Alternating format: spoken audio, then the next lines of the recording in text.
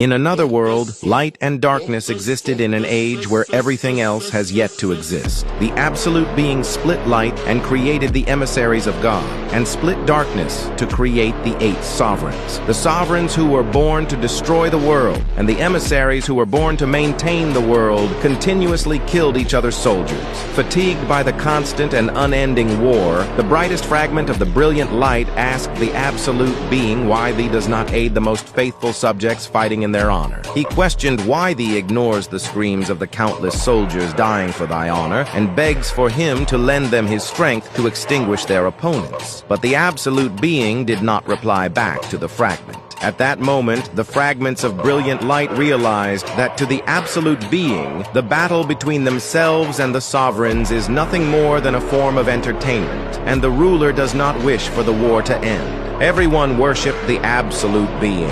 Everyone let out outcries of war for the Absolute Being. Everyone pledged their allegiance with their blood and lives to the Absolute Being. They have been abiding by the law until now, but there were overwhelmingly more of those who fell victim to death than those who overcame it. Even if they abided by the law, only death awaits them. The Shadow Monarch says that as long as the Absolute Being exists, the war will never end. And to end this meaningless war, they unsheathed their blades. It was the start of the rebellion, and that is the Shadow Monarch of the distant past. He was the sole emissary of God who stood up against the rebellion of the other emissaries. But his pitiful number of soldiers powerlessly fell before the united armies of the emissaries. On his knees before his dead army, he thought it was the end. However, when he reopened his eyes within the darkness, the greatest fragment of brilliant light realized that the Absolute Being had hidden a certain power inside him. "Arise," he said. Darkness covered his wings as he used his new power to unlodge all of the spears while his newfound shadow army arose. He led his new army to the battlefront. However, when he returned, everything was already over. The Absolute Being was dead. This arc continues.